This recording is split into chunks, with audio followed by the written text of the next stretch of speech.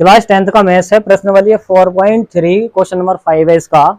एक class test में शेफाली के गणित और अंग्रेजी में प्राप्त किए गए अंकों का योग 30 है।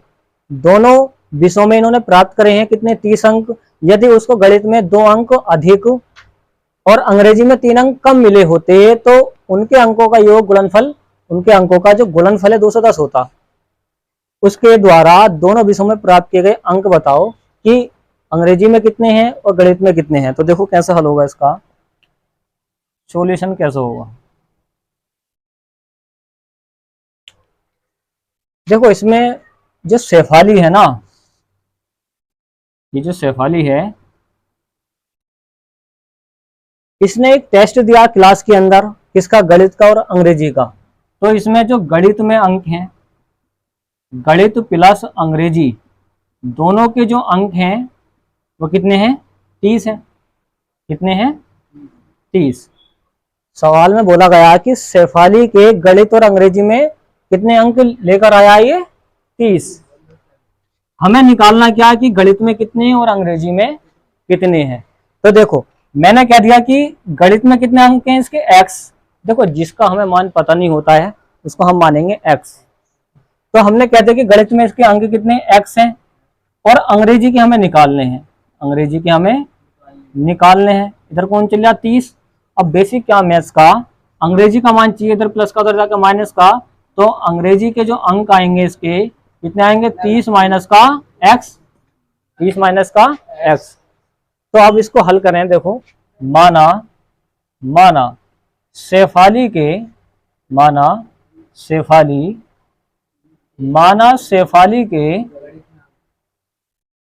गणित में अंक, शेफाली के किसमें? गणित में अंक।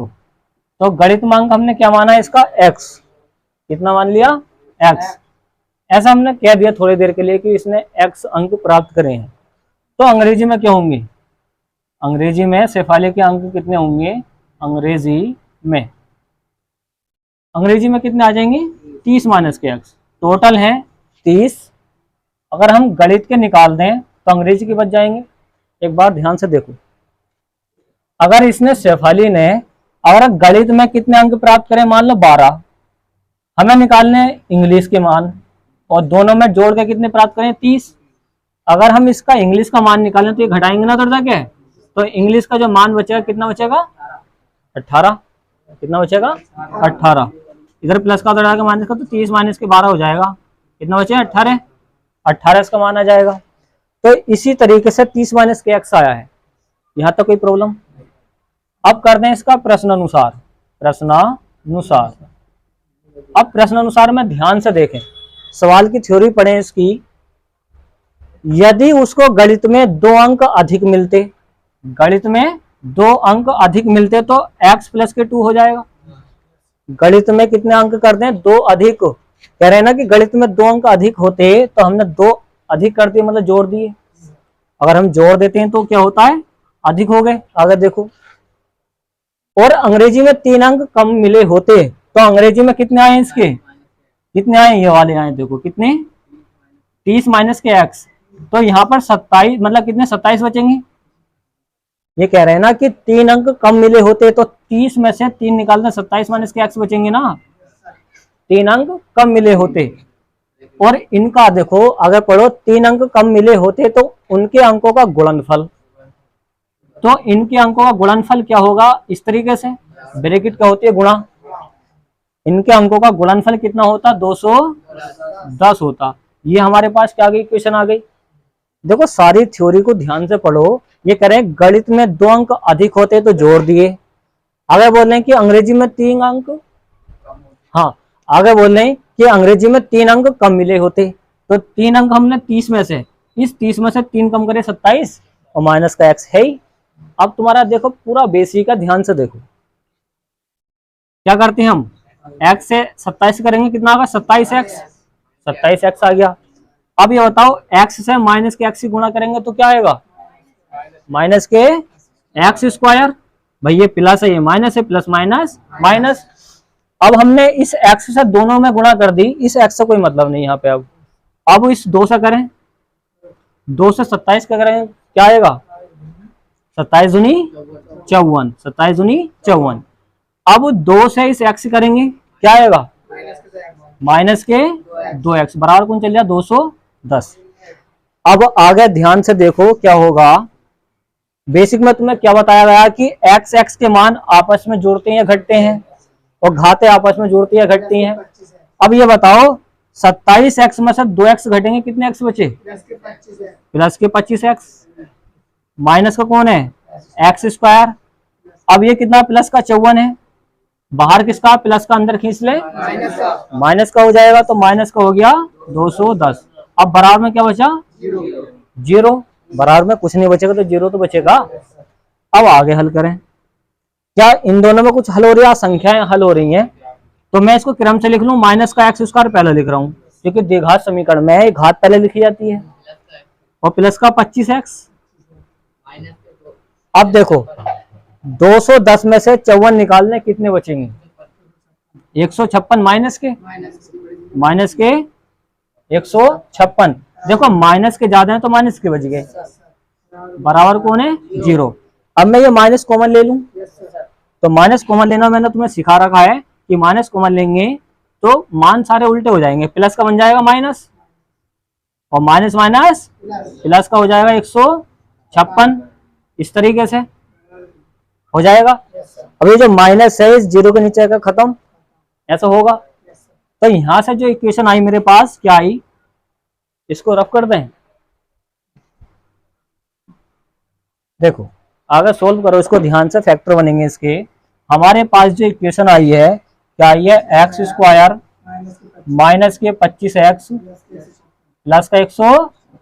अब फैक्टर जिससे मालूम करूंगा वो बताएगा। देखो ध्यान से, फैक्टर की प्रॉपर्टी क्या थी कि इसके साथ में गुणा में हमेशा 1 रहता है, तो इससे इसकी गुणा करते हैं हम, तो 156 से 1 की गुणा करेंगे तो 156 रहेगा। 156 के ऐसे फैक्टर जो प्लस करके, क्या करके? प्लस करके 25 आ जाए। अगर जोड़ेंगे तो 25 आ जाए, क्या? 12 प्लस के 13।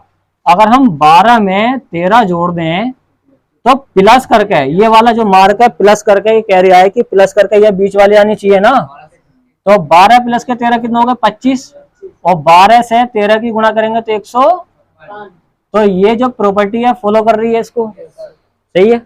ये फैक्टर इसके लग रहे हैं, लगा दे फैक्टर।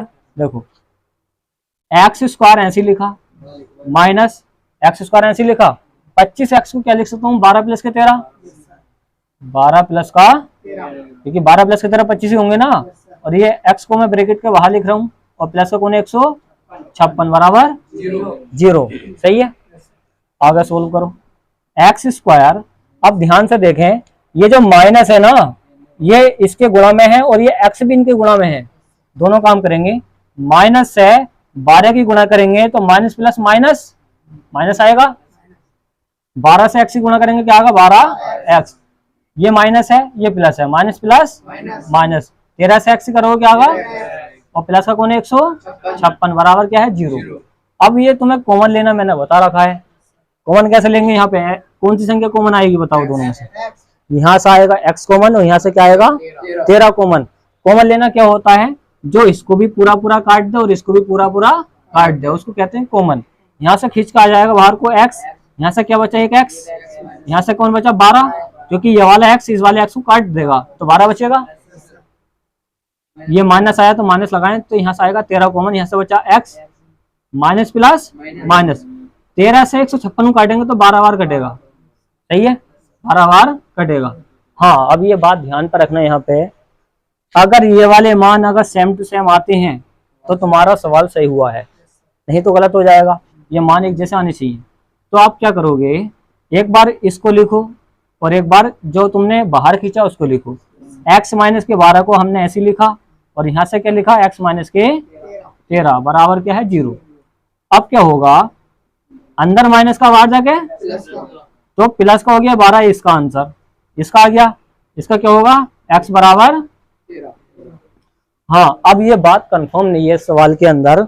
जो शेफाली है उसने गणित के अंदर 12 अंक प्राप्त करें या 13, ये किसी को पता नहीं है। अगर बाई चांस इसमें कोई माइनस का आता तो हम पक्का यकीन से कह सकते थे कि अगर ये माइनस के 13 आता तो पक्का इसके 12 आए थे गणित में। अब पक्का कंफर्म नहीं है इस सवाल में कि गणित में उसके 12 आए हैं या 13 आए हैं, दोनों ही आंसर हैं। उसके गणित में 12 भी हो सकते हैं, 13 भी हो सकते हैं। सही है। तुम यहाँ पे लिख सकते हो कि शेफाली के गणित में अंक कितने हैं, x बराबर 12 या 13, दोनों में से कोई से भी हो सकते हैं। अंग्रेजी में देखो कैसे निकालोगे। अगर गणित में सुनो, गणित में अगर इसके अंक हमने कितने माने 12, ऐसा मान लो 12 हमने मान लिए, तो एक बात बताओ अंग्रेजी में कितने बचे, 30 में से ये 12 घटाओगे तो 18 बचेंगे। अगर शेफाली ने गणित में 12 अंक प्राप्त करे हैं तो अंग्रेजी में 18 प्राप्त करेगा। इसका उल्टा कर देते हैं हम। देखो अगर शेफाली ने गणित में कितने अंक प्राप्त करें, 13 या 13, मान लो कि इसके गणित में कितने आए 13, तो इंग्लिश में कितने बचेंगे, 30 में से x का मान आपको क्या रखेंगे 13, तो कितने बचेंगे 17। तो इस सवाल में कंफर्म नहीं है कि इसने गणित में अंक कितने प्राप्त करें, 12 या 13। सही है। तो इसका आंसर तुम यही लिख दोगे क्या कि हाँ शेफाली के गणित में अंक x बराबर कितने 12, तो इंग्लिश में कितने बचे 18। सही है, आंसर हो गया इसका। अब बताओ किसके समझ में आया। देखो अगर तुम थ्योरी पकड़ लेते हो, ये वाली थ्योरी पकड़ लेते हो तो आराम से हो जाएगा। बाकी तुम्हारा ये जो बेसिक है दर को भगाना सवाल को, वो तो क्लियर है ही, है ना है। और जिससे बेसिक अभी कमजोर है तो पहले वो बेसिक पे फोकस करे, कैसे कैसे चल जाए। तुमसे आते हैं फैक्टर, फैक्टर नहीं आते, आते हैं फैक्टर नहीं आते, नहीं आते फैक्टर। तो ये तो गुणा करना तो तुम सीख गए थे, तुमने कर दिया सवाल।